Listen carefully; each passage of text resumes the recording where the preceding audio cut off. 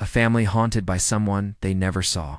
The first letter arrived on an ordinary afternoon, slipped through the mail slot like it had always belonged there. White envelope resting on the hardwood floor of the Kowalski family's living room. As sunlight moved across the walls, it had no return address. No stamp anyone remembered seeing the mailman place, just their last name, written carefully, almost politely, as if the sender had taken their time. Anna Kowalski picked it up with one hand, while her other held a grocery bag, slid it open without thinking, and felt the temperature in the room drop as she read the first line. "I've been watching your house. I know your routines." She reread it once, then again waiting for the punchline that never came. The letter knew things. What time the lights went out. Which window the kids liked to sit by. Which nights her husband worked late. When she finished reading, she didn't scream. She didn't cry. She folded the paper back into the envelope and placed it on the counter, as if it were something fragile that might break if handled too roughly. At 8:17 p.m. that night, Mark Kowalski stood at the front window staring out into the dark, porch light cutting a clean circle onto the empty street.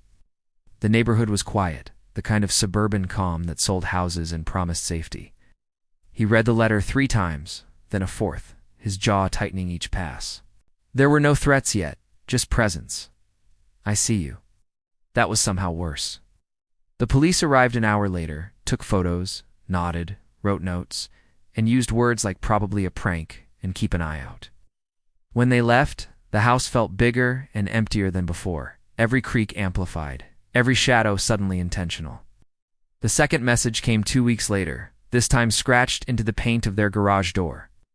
Not deep enough to be vandalism that demanded immediate action, but deep enough to be unmistakable. A series of symbols, jagged and uneven, like someone had carved them in a hurry. Below them, 3 words: "You didn't listen." The kids noticed it first the next morning, backpacks sliding off their shoulders as they stared at the markings. Anna scrubbed at it with a sponge until her hands were raw, but the shapes refused to disappear completely, faint outlines lingering like scars. That afternoon, the police returned, photographed the garage, and asked the same questions again. Did you have enemies? Disputes? Anyone who might hold a grudge? The Kowalskis shook their heads. They were ordinary. That was the problem. By the end of the first year, the letters had developed a rhythm, one every few months, always handwritten, always specific. Sometimes they referenced conversations that had happened inside the house. Sometimes they described rooms no one outside should have seen. A note once mentioned the loose floorboard in the hallway. Another joked about Mark's habit of checking the locks twice before bed. The family stopped laughing at night. Sleep came in short, shallow bursts. They installed cameras, alarms, motion lights. The stalker adjusted effortlessly, never appearing on footage, never triggering sensors. Always leaving proof only after the fact, like a magician revealing the card after it had already vanished. At 2:04 a.m., one winter morning, the alarm screamed them awake.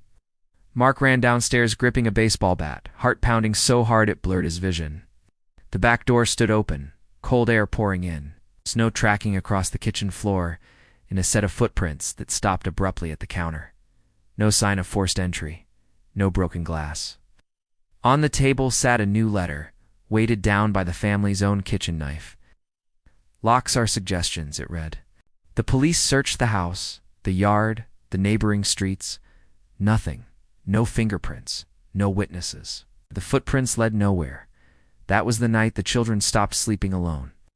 Years passed and the house became a fortress that still felt porous. Windows stayed covered. Curtains never opened fully. Friends stopped visiting. Birthdays were celebrated quietly. The letters evolved, shifting from observation to something more personal, more intimate. The stalker began addressing the children directly, referencing their fears, their dreams, the things they whispered to each other when they thought no one could hear. Anna started finding small objects moved just slightly out of place. A photo turned face down. A toy relocated from one room to another. Proof of presence without confrontation. The worst kind. At 6:30 a.m., on a Tuesday in spring, the family woke to the sound of glass shattering. The front window lay broken inward, but nothing was taken. Ow. In the center of the living room floor, arranged carefully among the shards, were printed pages covered in symbols matching those carved into the garage years earlier. This time, someone had drawn lines between them, forming a rough map. At the center was the Kowalski house, circled in red ink. Beneath it, a message written in block letters. 7 years is a long time to live together. The police took the pages. A cryptography professor was consulted. The symbols didn't match any known language or code. They could mean everything, or nothing. By year 5, the family was unraveling. Mark slept with the lights on. Anna jumped at every sound. The children learned to move quietly, instinctively, as if noise itself might invite something terrible. Neighbors whispered. Some suggested it was a hoax, an elaborate self-inflicted drama.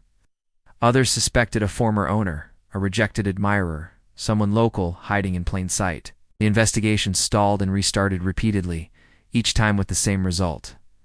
No suspect, no motive, no end. Then, one summer evening, the letters stopped. Weeks passed, then months. The house felt wrong without them, like the silence after a ringing that had gone on too long. The family waited for the next message with a dread that never quite faded.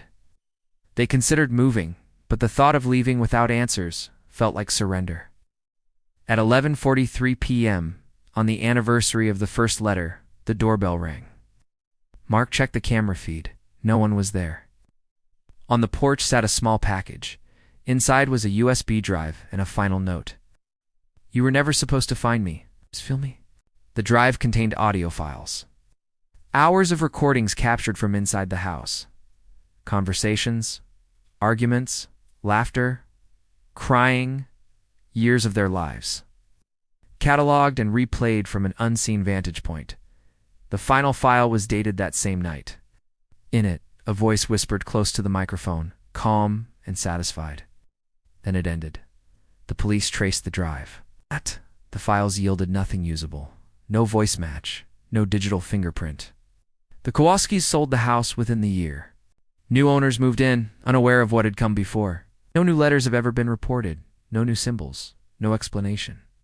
7 years after it began, the stalking ended the same way it started, quietly, without answers.